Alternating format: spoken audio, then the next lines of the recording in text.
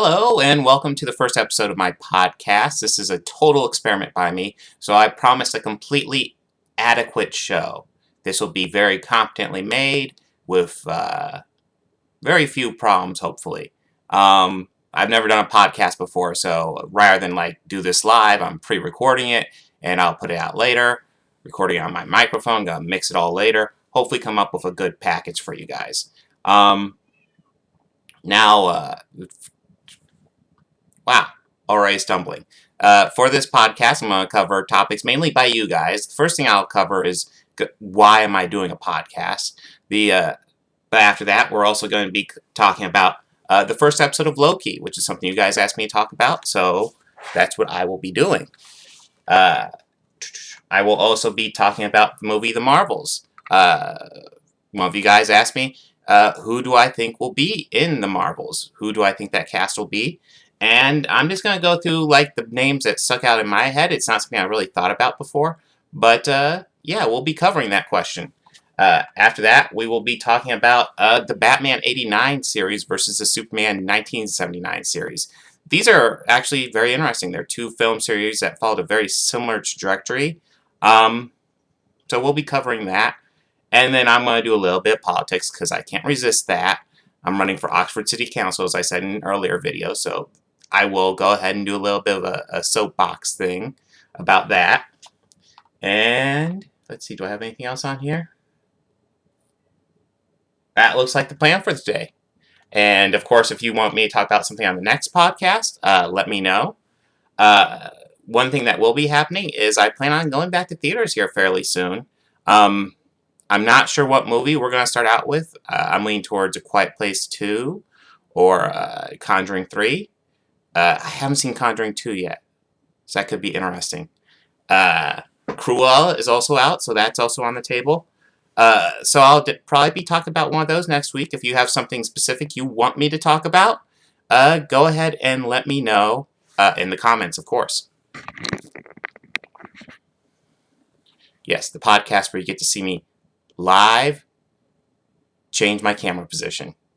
No other podcast will offer that to you. It's only this one. So, first of all, I'm going to go ahead and talk about specifically why I'm doing a podcast. A lot of my videos I find right now are getting really long. I'm spending a lot of time on them. And while I work on those videos, lots of other things are happening. And you guys are asking me, hey, what do I think of this? What do I think of that?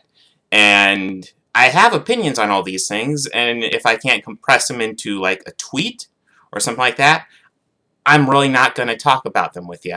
And I want this to be more of a forum where you guys ask me stuff in the comments.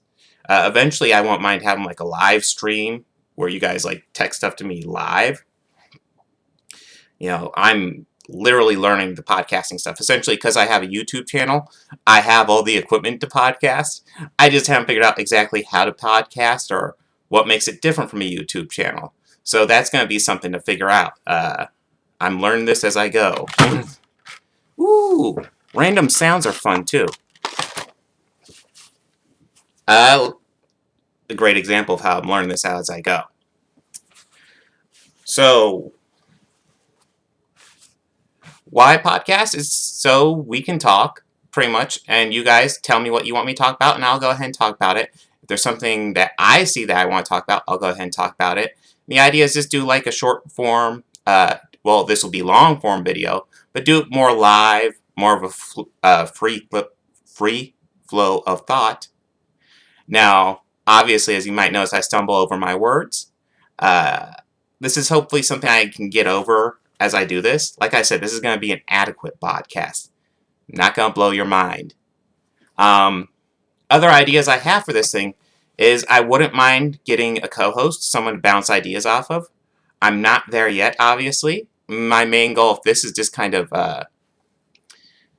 throwing myself out there. I'm pondering doing a podcast before I go all in on it. I just want to play with the format. I want to see if I like it. So we're going to make a podcast. I'm going to throw my ass out there, and we'll see how that goes. And then what I'll be doing is I'll break down all these segments. The whole podcast will be available on the main Organized Chaos podcast channel, which I'm going to leave the door open to change that. That may not be a permanent title. Um, but I'm also going to break up the segments into individual videos. And those individual videos I'll probably set up to be released weekly on the main channel and kind of, help promote the podcast, but also get content up on there to keep you guys entertained while I work on these long form videos, which, oh my god. But yes, the idea is I'll just be able to make a few videos kind of simply and put them up there. You guys tell me what you want me to talk about, and that's what I'll be doing. And also, I will, no matter what, you guys give me your suggestions, but I'll always have like a little soapbox thing reserved at the end where I definitely talk about whatever I want to talk about. And I know you guys love this. I'm probably going to be talking about politics a lot because, that's really something COVID did. There's not a whole lot of movies during COVID, so we're just seeing our leaders just really, really suck at their jobs. Just so bad, and it's so frustrating, and it's just an outlet to talk about it.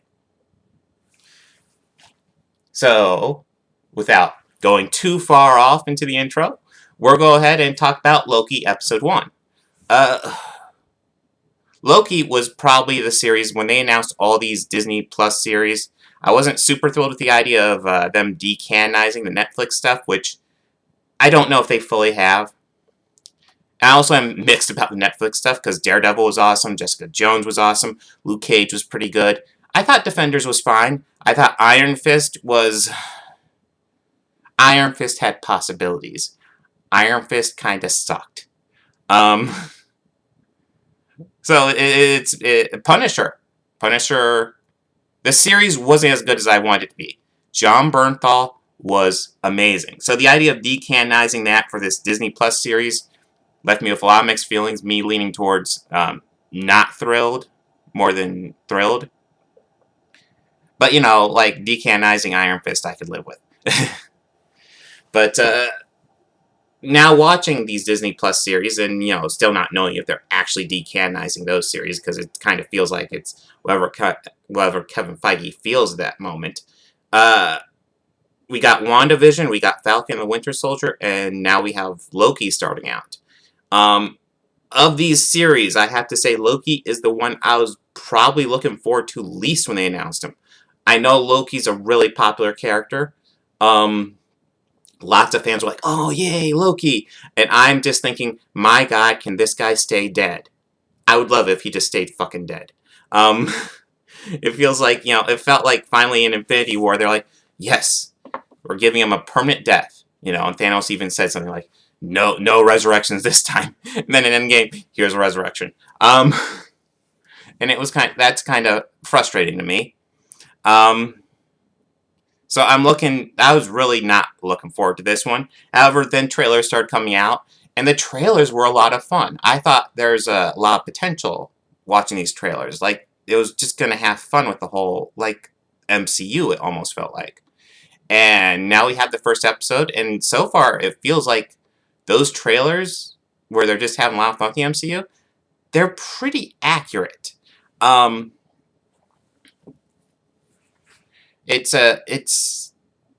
It pretty much starts out like with Endgame, and you see Loki re-steal the Tesseract, and we go into the desert. He transports himself to the desert in kind of a scenario very similar to Iron Man 1, where he escapes from the cave and lands in a desert. I will say this, he's in the desert, he meets a couple of natives, and the TVA pops up, which I'll get to later, who the TVA are. But they pop up, and they take them with them. They capture them, they take them with them. What the issue I have with that scene is how bad it looks. I mean, we're talking about the MCU, and that was clearly a set. Just, oh my God, that looked so bad. I mean, obviously, I assume that's probably a scene they shot during COVID, when, they aren't going to be doing a whole lot. Their options are limited, and they can do this scene kind of self-contained. However, it looked clearly screened. It looked completely fake.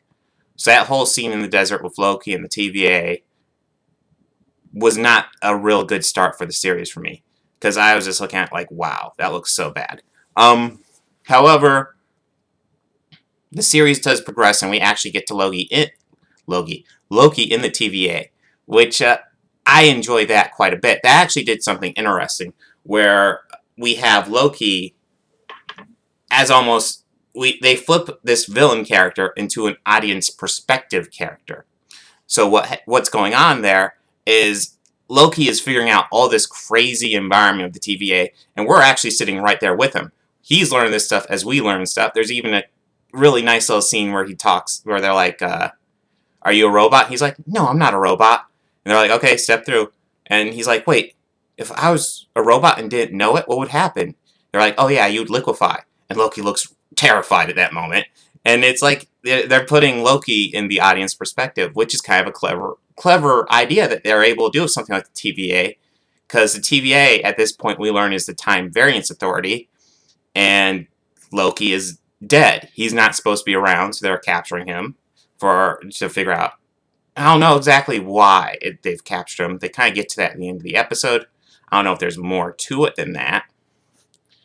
But then we catch up as Loki figures out this TVA area, which I enjoy quite a bit. That's one of the strengths of the episode. Goes to a weak point, which is fairly short, to a much longer, very strong point where it's like, what's going on? Oh, before I get too far, there's this really nice animated, almost an old style animated segment with a narration by Tara Strong that explains pretty much what the TVA is. That segment is absolutely worth checking out, if nothing else. Although, yeah, as you can probably guess, I'm going into spoilers here. So before you get too far, obviously I'm going to spoil this whole thing. But yeah, I would recommend just watching the episode if you just want to know if I recommend it or not. Anyways, we catch up with Owen Wilson's character, whose name is Mobius M. Mobius, apparently. And I'm sure that M in the middle probably stands for Michael. Anyways, we catch up with him, and he's investigating this murder. And obviously there's a villain, and they drop a hint. And I have to wonder if that was in the original script, or if they're just trolling us, because the hint is like, it's obvious, like a devil-like character. And it's like, oh my god. I mean, were they actually planning Mephisto, or are they trolling us? I kind of suspect they're trolling us at this point, because the Mephisto thing during WandaVision online was absolutely ridiculous. And this is why I would like a co-host to bounce ideas off of. Then for like most the second act of the episode, which you could really break this up into 3 acts. You have kind of the introduction, and then most of the second act is Mobius, aka Owen Wilson, in a room with Loki, and they're going over what exactly has happened in Loki's life, what got him to where he's at right now. The whole episode takes place pretty quickly after Battle of New York, but more accurately, it's after the Battle of New York we see at Endgame. But they're going over like the events of Loki's life. They hit upon the death of Loki's mother, which like Loki's like torn up about, and then of course eventually there's this little escape thing, and Loki finds that, and he fast forwards and he sees his own death, and that kind of traumatizes him, you can see. And it's very interesting because, so at the beginning of the episode, you kind of get thrown into Loki's perspective, but then during that middle part, you're thrown more into Mobius's perspective, because Loki's talking about, oh well, I'm great, I'm destined for great things, and Mobius is kind of like, yeah, sure, that's not what it looks like. And then we get thrown back into Loki's perspective when he does this little escape, and then probably one of the most important moments we see during his escape is that he's going for the Tesseract, and the guy's like, oh yeah, sure, here it is, and he opens up the drawer, and it's a drawer filled with Infinity Stones. And they appear to be all depowered, but they're just sitting there. And Loki's like, these are Infinity Stones. What are you doing with them? And they're like, yeah, no, we have tons of these. We use them like paperweights. And Loki's like, just shocked by this whole thing. And that's a great way to kind of set up Phase 4, because obviously that's what we're doing here. And kind of saying, hey, these Infinity Stones don't mean much anymore. But anyways, the episode kind of ends, and we have Loki, after seeing his death, kind of traumatized by that. And then, Mobius brings up, there's a reason why we have you here. And it's because we want you to catch this fugitive that he was investigating earlier that, indicated that it was the devil painting. And Loki's like, okay, why do you want me specifically? And that's when the twist comes, that the fugitive they're after is actually Loki. I assume another variant Loki. Or maybe it's Mephisto disguised as Loki. Ooh. But, yeah, and the whole episode was very entertaining. This series, I'd say, started out much stronger than any of the other Disney Plus Marvel series, I'd have to say. Because I'm pretty much instantly engaged outside that poorly screened desert scene. I was pretty much instantly into the episode, wanting to see where it went.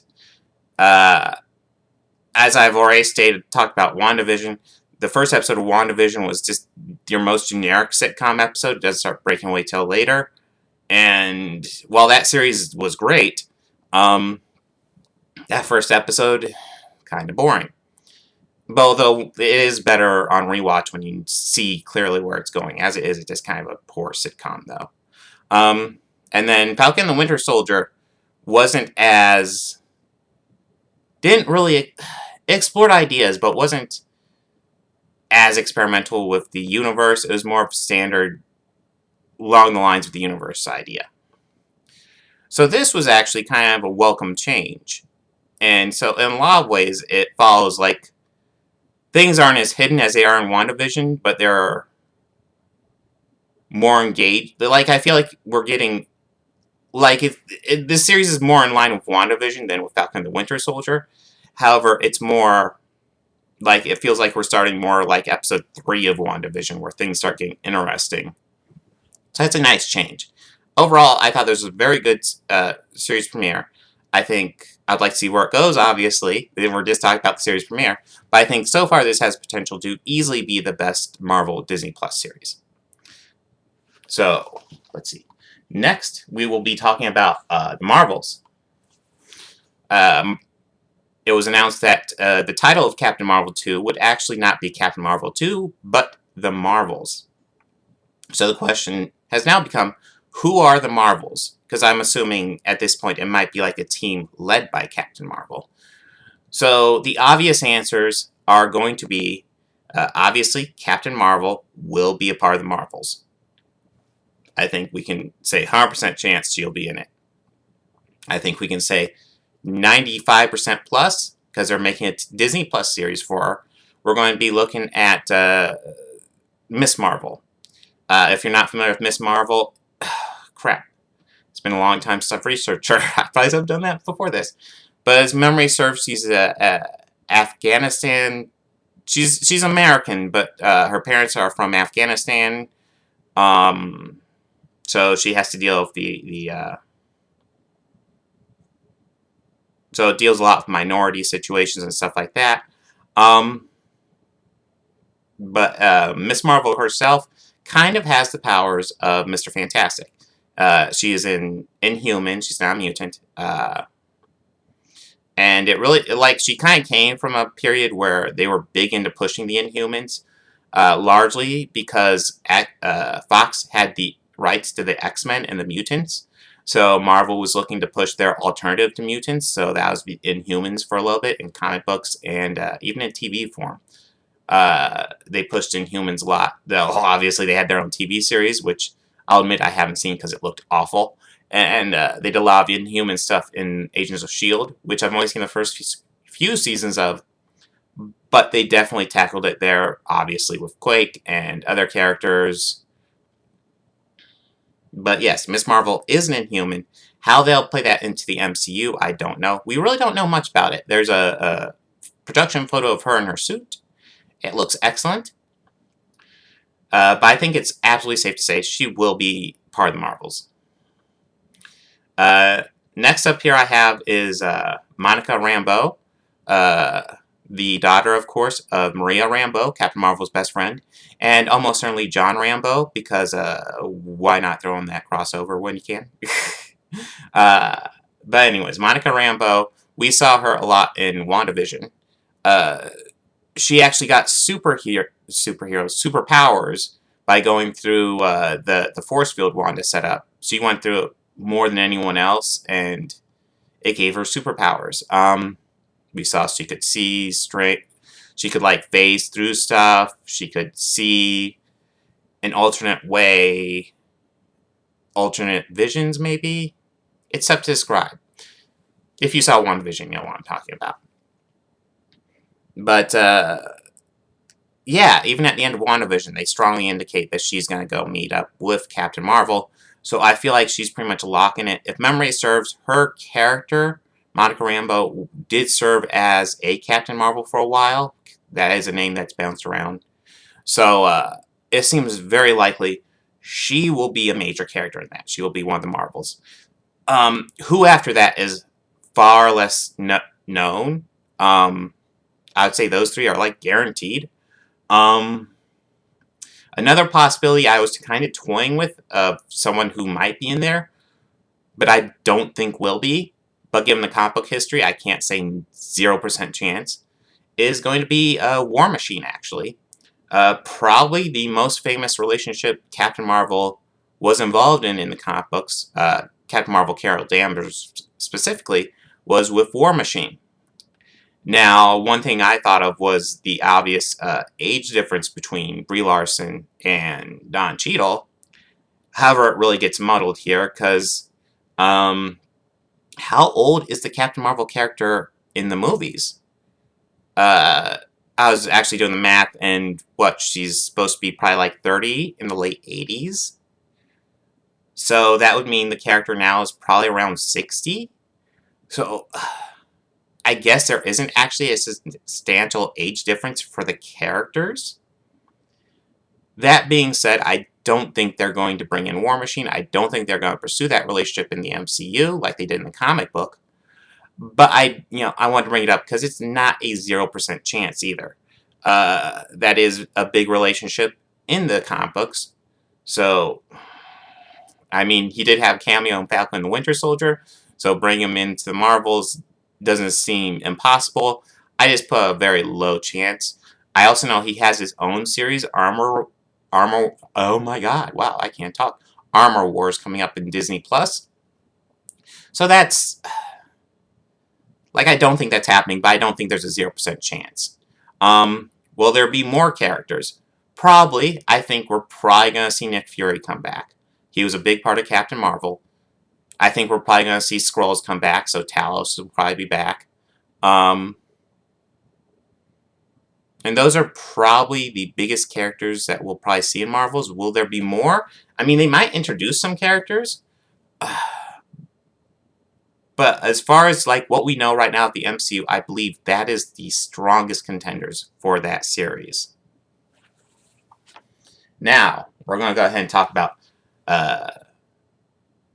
older movies. We're going to be talking about Batman 1989 and those 4 films. And we're going to compare those kind of just off top of my head. We're going to compare those to the Superman 1979 movie series. These movie series were actually interesting. They both start out fairly strong. I enjoyed both those movies a fair bit. The first entries in both those movies. And the 4th movies, they're 2 film series with 4 movies, 4 Batman movies and 4 Superman movies. And the last movie in each of these series is just a complete goddamn shit show. They're just some of the worst comic book movies ever, without a doubt. I won't call them the worst comic book movies ever, but they're up there. If you're gonna make a top 10, they'll probably both make it. Top 10 worst. So I already did like a full comparison of the original movies, Superman 79 and Batman 89. And I enjoyed both these movies. Uh, like the formal comparison I did had to give the score to Batman 89 for the win, because I simply felt like the time travel at the end of Superman 79 was just such an easy cop out. They had such this great um, setup for Superman. They did a great job with his character. The story flowed naturally. Lex Luthor could have been done better. However, Gene Hackman did a great job with the role.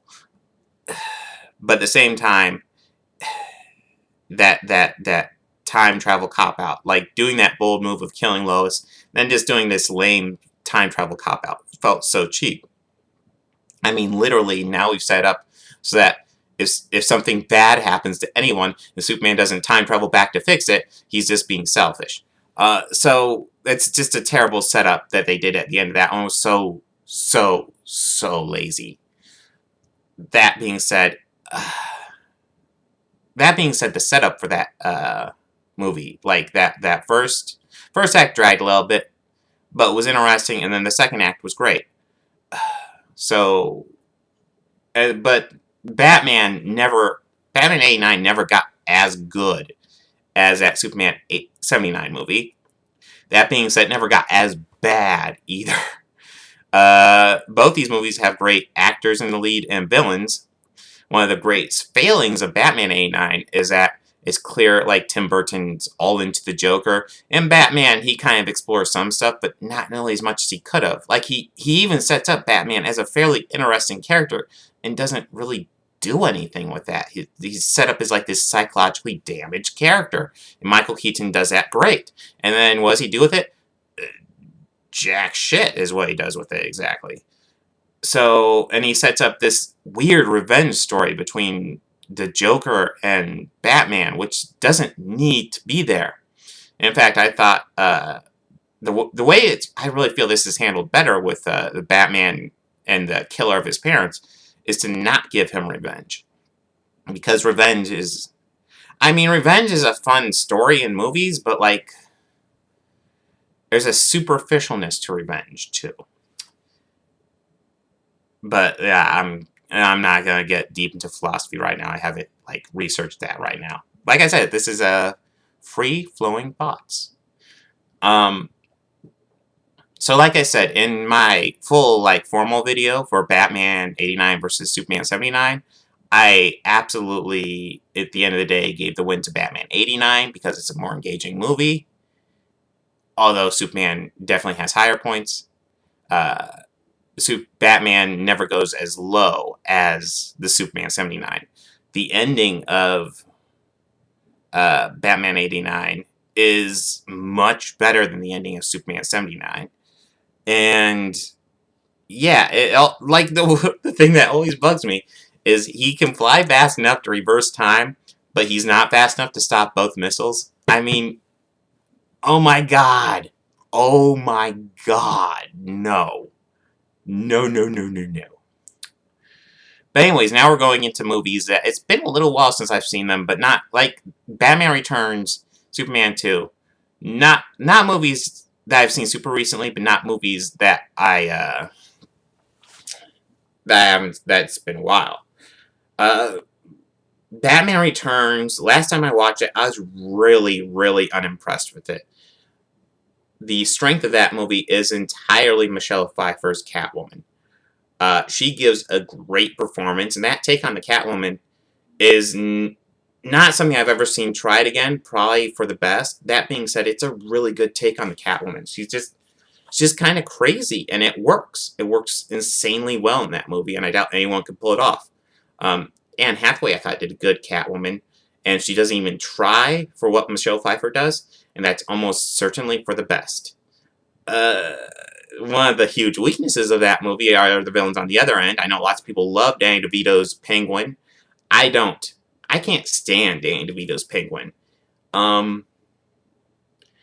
It's not the Penguin. It's disgusting. I can't stand that character. And in the comic books, and if you read the comic books, and I guess comic books go all over the place. But I like the animated series take on the character, where he's more regal, he's more formal.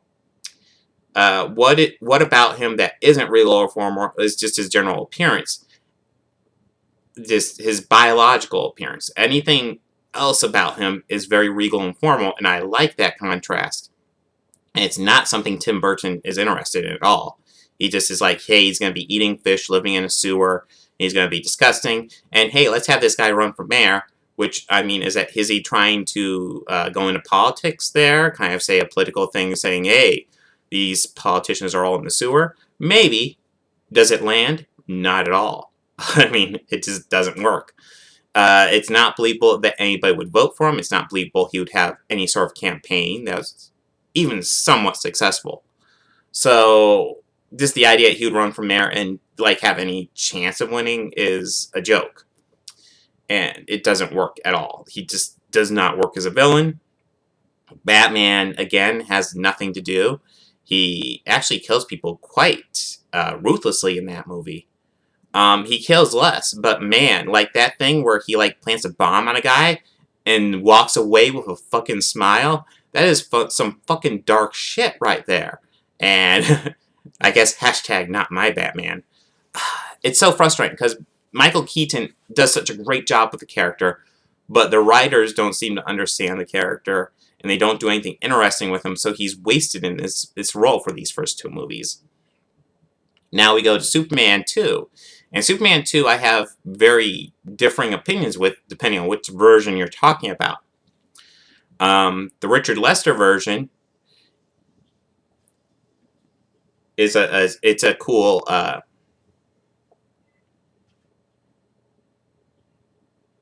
I'm brain farting. It's a cool... The Richard Lester version is the same story in both versions. And you get some of the same highlights. But the Richard Lester one just drags so much. It's rough watching that one because it just gets boring. You end up with lots of weird powers. Essentially, I feel like after that first Superman with the time travel thing, they just like said, okay, he just does whatever. So they just gave these Kryptonians powers all over the place to do like anything. And it all accumulates in this like Superman amnesia kiss, which is like one of the dumbest things I've ever seen. And then we go to the Richard Donner cut of Superman 2, which is much more entertaining. It's a much better movie, except it hits the same snag at the end. It's the exact same snag. You hit this stupid time travel. He does the time travel thing again. And it's like, okay, so now we've given him this power, and he's just going to use it whenever there's a situation. And that's the issue with that power. Because if you have that power, that is exactly what you do. Anytime something bad happens, let's time travel it back, reverse it. And that's why you don't give him that power. Because it's just... you just gotta do it every time. And if he doesn't do it every time, then you're questioning why isn't he doing it. And... So, the Richard Donner cut falls victim to the exact same thing that Richard Donner's original Superman does. And here's the deal. At the end of the day, the Richard Donner cut is far better than the Richard Lester version. How does it compare to Batman Returns, though? Batman Returns is, like I said, I'm largely disappointed with that. With the exception of Catwoman, I don't really like that movie. Christopher Walken is also wasted in that movie. Like, I usually like Christopher Walken, but I really just do not give a shit about Max Schreck at all. So, I guess if I'm comparing those two, off the top of my head, I lean towards the Donner cut of Superman 2. And if we're dealing with the Lester cut of Superman 2 versus Batman Returns, I guess I lean towards Batman Returns. So now we move on to the third movie in each franchise. Batman Forever and Superman 3. Which, these are the ones I've probably seen the least. It's been a few years on both of them. I've talked about both of them, though. Actually, have I done anything on Superman 3? I don't know.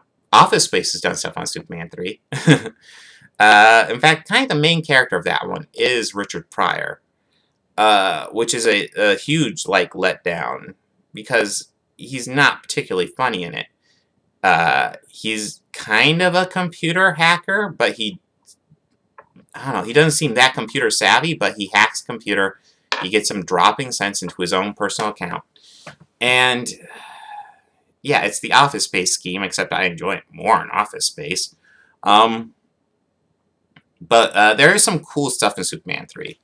Uh, although there's a huge missed opportunity, too. I always wanted to talk about this. The beginning of Superman 3 is when they have the credits going. We have Clark going to work at the Daily Planet, and we have all these zany hijinks happening around him. And when I first started seeing these hijinks happening, I thought, oh, this could be fun. What they're clearly going to do is going to have these crazy, like, little catastrophes happening around Clark, and we're going to see Clark kind of covertly, like, fix them without going into Superman mode, but, like, he'll, like, secretly use his heat vision or secretly blow something up, and, like, and just avert all these catastrophes, and people be like, oh, hey, everything's all right, cool. And, kind of like, Superman's going around saving the day without you even knowing he's around. And I thought that was a really cool idea, and I think that's what they were originally going for, but it's like they drop it, and instead we just have zany hijinks happening around Clark just randomly, like, and it doesn't work. And I guess it's supposed to be played for laughs, and it completely fails. It's just the most wasted opportunity of a film intro I've ever seen. That brings us to let's talk about the strength of Superman 3. Because without a doubt, the best scene in there is when we get to, like, this evil Superman thing, which is all weird. But we get evil Superman, and he's drinking, and he's an asshole. And then, for some reason, it's not explained why all this stuff is happening, as I recall. But it happens, and it actually is cool. We get Clark. Clark and Superman kind of separate. And Clark's essentially the good guy, Superman's a bad guy, and they end up in this fight. And it works. It's like this cool, like, conflict between the characters, and it's a really cool idea, the conflict between Clark Kent and Superman, except made physical. And it's a cool scene. It needs to be in a much, much better movie that understands how exactly to play with this scene and the ideas in this scene, because it doesn't do that at all. I do recall most of the movie takes place with, like, him in Smallville. Like, Clark Kent's in Smallville. And we get a lot of him with Lana Lang. Apparently, I would assume Margot Kidder didn't want to play a big role in this movie, so she essentially just has a cameo at the beginning, and I think maybe at the end. It's all at the Daily Planet, so I'm certain, like, she was just there for, like, a day. But anyways, I know at the end there's, like, this supercomputer. He fights this, like, robotic people. Superman 3 is really nowhere. It's got a couple really good moments, but it's just nowhere. Batman Forever is, on the other hand, a movie. Obviously, like, part of the idea of this movie was to give us Jim Carrey, and this is in the height of Jim Carrey in his popularity. So instead of giving us, like, a more, like, accurate Riddler, we're getting Jim Carrey's Riddler, which honestly plays a bit more like the Joker. And it could have worked. It doesn't really, though. That being said, Jim Carrey's Riddler is way more accurate than Tommy Lee Jones's Two-Face, which is really awful. I mean, Tommy Lee Jones is actually a really good really good character. Actually, Two-Face is a really good character, and Tommy Lee Jones is a really good actor, and this is kind of in his height. Not long before this, he did Under Siege, where he played a psychopath, and before this, he also did The Fugitive, where he's like this cop where everything's organized, and you got A and B. And it's like, why on earth would you give us Two-Face? Why would you recast him as Tommy Lee Jones? Why whitewash him? Because the character was played by Billy D. Williams. and then give us an actor who can absolutely play both sides of Two-Face, and then just give us a zany villain. I mean, this isn't even a villain as good as the villain he played in Under Siege. This is just zany, stupid villain that he does. And it's a complete waste of Two-Face, and it's super frustrating because Two-Face is a great comic book villain, and they waste him so severely in this movie. Ugh. Anyways, this movie, it also gives us Robin, and it also, we get Val Kilmer's Batman, and the movie does actually explore his character quite a bit in deleted scenes. That's right, there is kind of this exploration of Batman, and even ideas that would be used later in the Nolan trilogy about Batman that were introduced in Batman Forever and then cut. So, like, what we end up with is a bad movie. What we end up with is a movie that has all the potential in the world to be an awesome Batman movie, and it sucks. It's not the worst thing ever, but it sucks. Val Kilmer's performance was kind of nowhere, but again, his best stuff is on the cutting room floor. So, unfortunately, that's where that movie lands. Now, which is better, Batman Forever or Superman 3? I think without a doubt, it has to go to Batman Forever. Because Superman 3 is largely just, I don't care, except for that Superman-Clark dynamic, which is very little bit of the movie. It's a really good part of the movie, but it's so little of the movie. I'd much rather watch Batman Forever than Superman 3. They both are massively missed opportunities with great ideas in them, though. And that brings us to the shit shows. What we have is Batman and Robin and Superman 4, The Quest for Peace. Whew. Superman 4 largely almost didn't exist. I don't remember. I know it was Canon, I think, bought them. And they had to make it for a very... They wanted to make a new Superman movie, and they wanted to do it for a very small budget. Christopher Reeve didn't want to come back, and only agreed to come back when he could direct. But then, even as he's directing, he helped put together the script, and the script just constantly got budget cut, and budget cut, and budget cut, and it results in lots of reused effects shots and scenes over and over again in that movie. It results in them giving Superman wall building sight when the Great Wall of China is partially destroyed, and he flies away and fixes it with his eyesight. Anyways, the guts of the movie are Lex Luthor is back for some reason. I don't know if they're low on budget. Why are they working? Like, yeah, you should get Gene Hackman back because he's good. But at the same time, if you're low on budget, probably not your best move. I don't know. I don't know if anything could have saved this movie. Anyways, Gene Hackman gets a sample of Superman's hair from the museum, and we see... God, this is so bad.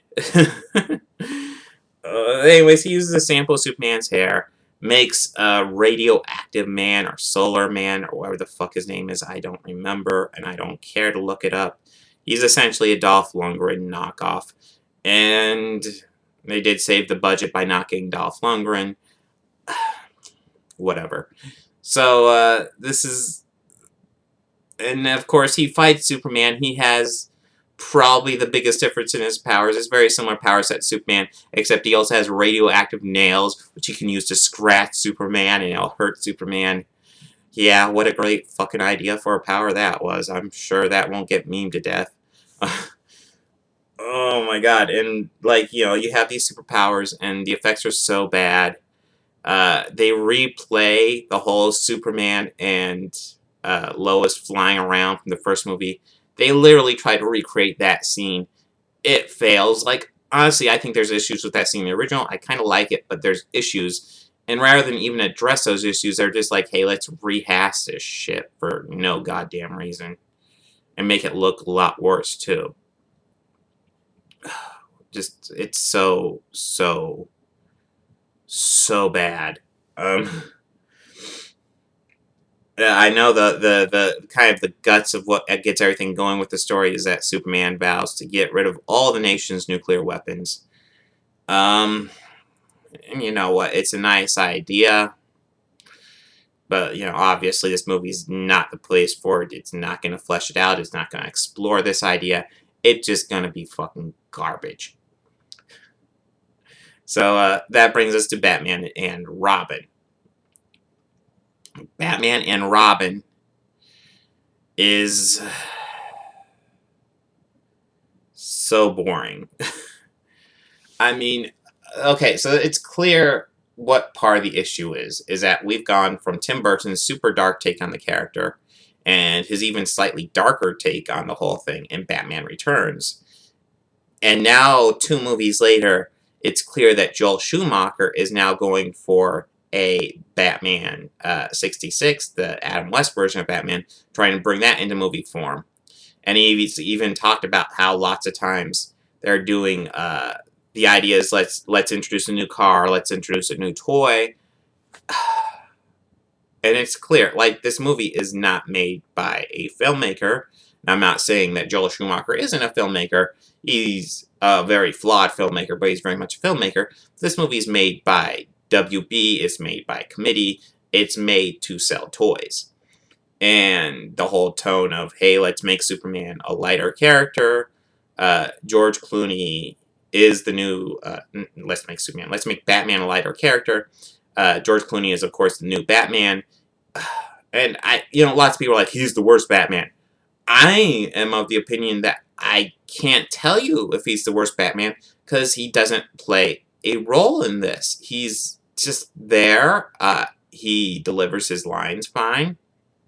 I don't have any issue with his performance specifically, but he has no meat in that movie. So, I mean, I don't know what you expect from him. It introduces Batgirl. I don't care. We have Mr. Freeze as Arnold Schwarzenegger. It brings in his origin from the animated series, which was actually a great origin. Part of the issue with Mr. Freeze was that he never had a particularly great origin. And what they do in the animated series is give him a great origin with his wife. His wife has some sort of weird disease. She is frozen to preserve her life, and he's trying to cure it. And then there's an accident, and he gets stuck in the contain. He gets affected by the whatever froze his wife, and he has to keep himself in a containment suit so he can try to save his wife. If memory serves, it's kind of like a corporate thing too, where there are corporate cuts, and that's part of why the containment broke. And so now he's out for revenge because that's what everybody's doing nowadays. Batman got his revenge. Why can't Mr. Freeze get his revenge? Let's have fun. But anyways, part of the issue is Arnold Schwarzenegger, who is, I mean, he does a fine job in my opinion, but he is brutally miscast. It's a Topher Grace situation where if you look at the raw performance, they're trying, they're giving their best, but it's not there. You're not gonna bleed a turnip, and you're not gonna get a great Eddie Brock from Topher Grace, and you're not going to get a great Mr. Freeze from Arnold Schwarzenegger. It's not there. It's obviously like a stunt casting situation. Now, who is well cast and who does do a good job in this movie is Uma Thurman. Uma Thurman's Poison Ivy is phenomenal, potentially. Now, the character is written like shit, but Uma Thurman really does the best job she can at that material, and it almost works. Unfortunately, because she's written poorly, it's a very, superficial character. But like I said, it almost works. It's almost there. In a better movie, this could work. But, yeah, at the end of the day, this movie sucks. Now, which is worse, Superman 4 or Batman and Robin?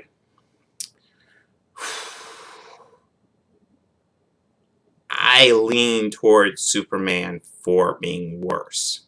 So I would say Batman and Robin is better. Partially because Batman and Robin being bad is actually semi-intentional. It doesn't justify it.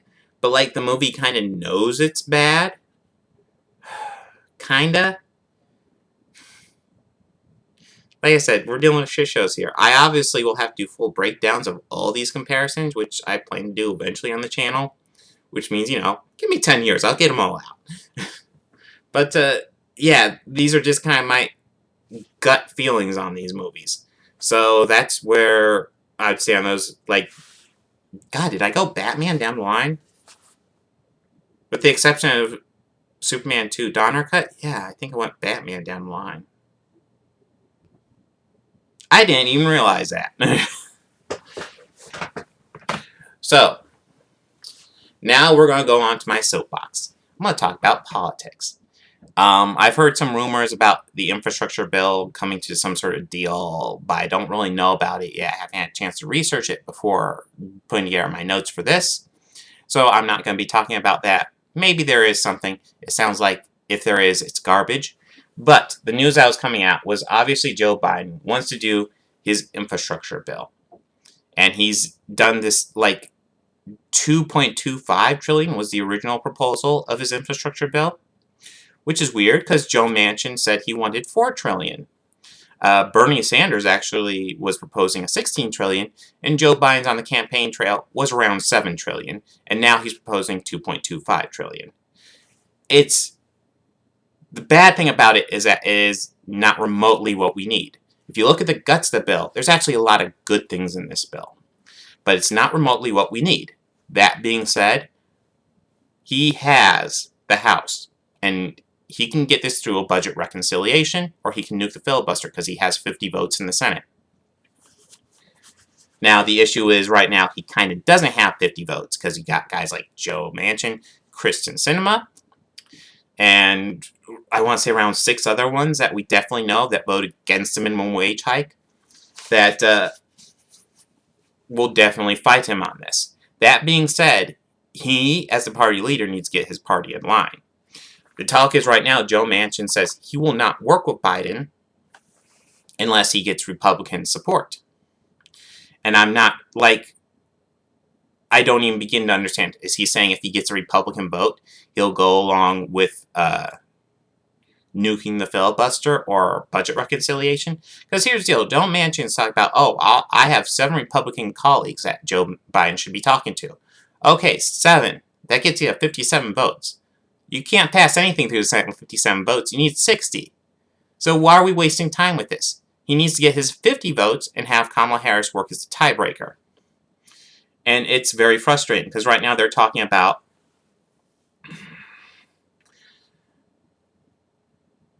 because, well, I have buried the lead already. Mitch McConnell announced that the Republicans right now, their goal is to obstruct everything Joe Biden wants to do. That's their whole game plan. Obstruct. They aren't going to do anything for the country. There's nothing they want to push Joe Biden to do. They just want to obstruct so Joe Biden does nothing. So with that as their game plan, and Joe Manchin saying, hey, you should go work with Republicans to get something done. What it screams to me is that they're looking for an excuse not to get anything done.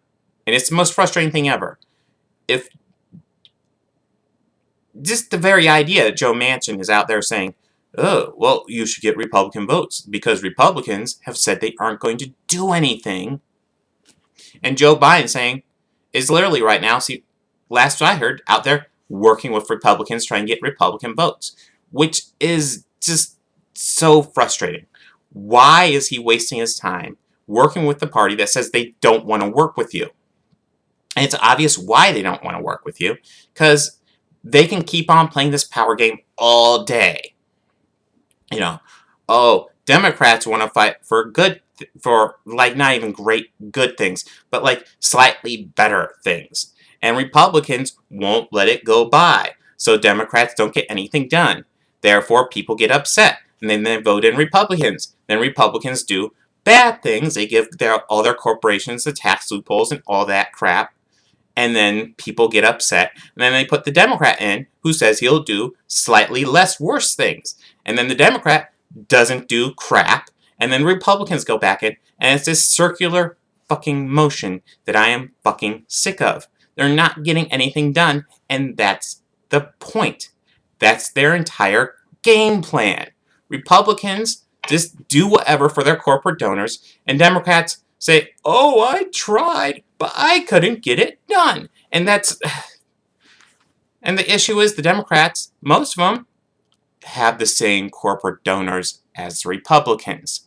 So they are just in this circular motion, and it's frustrating because we're seeing this in real time with Joe Biden, who has the same corporate donors as these Republican assholes, largely. So he's like, oh, I'm going to do good things. I'm going to be the next FDR. And then Mitch McConnell says, no, we aren't going to do anything. And then Joe Biden goes, oh, no, I've lost. And then in 2 years, the Republicans take the House, the Senate, they take whatever. And we just don't do anything.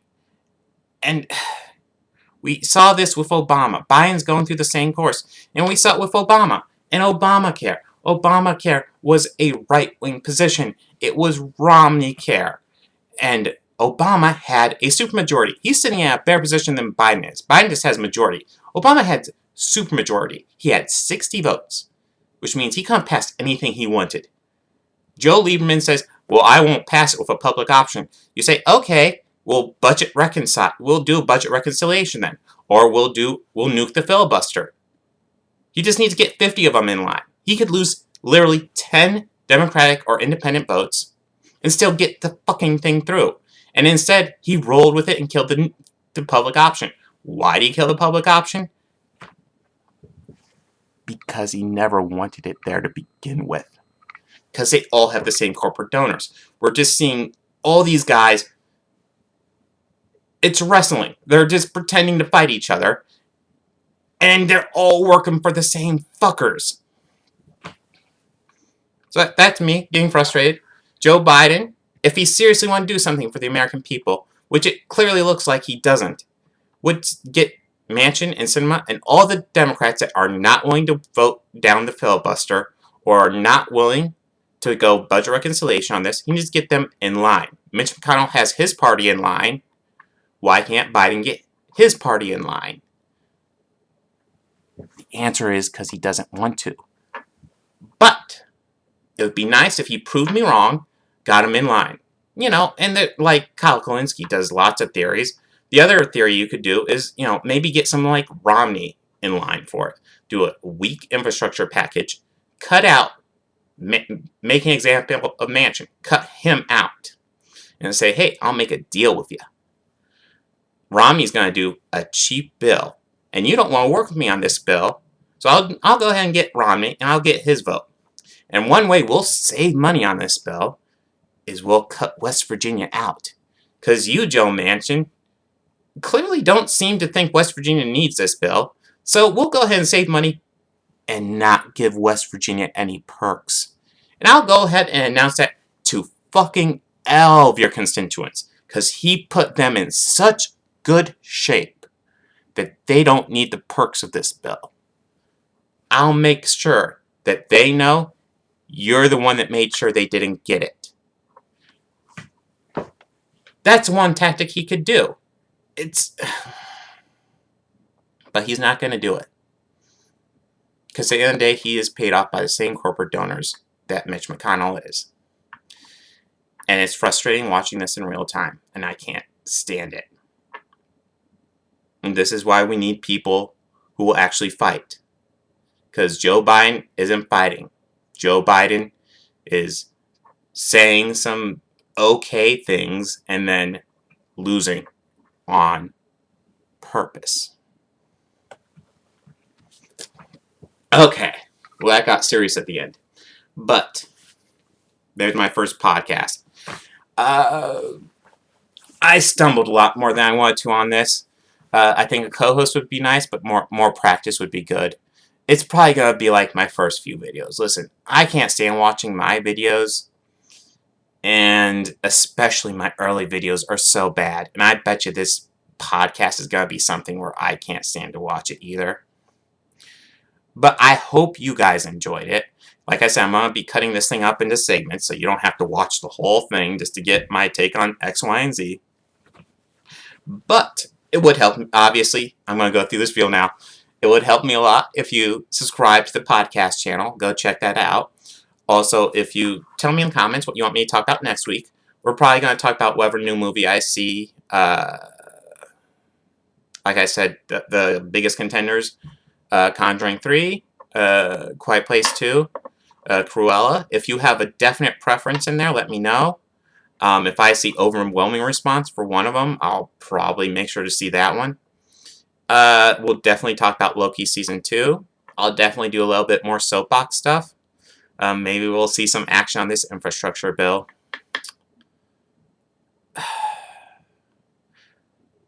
But yeah, I hope you enjoyed this more than I will enjoy looking over it later.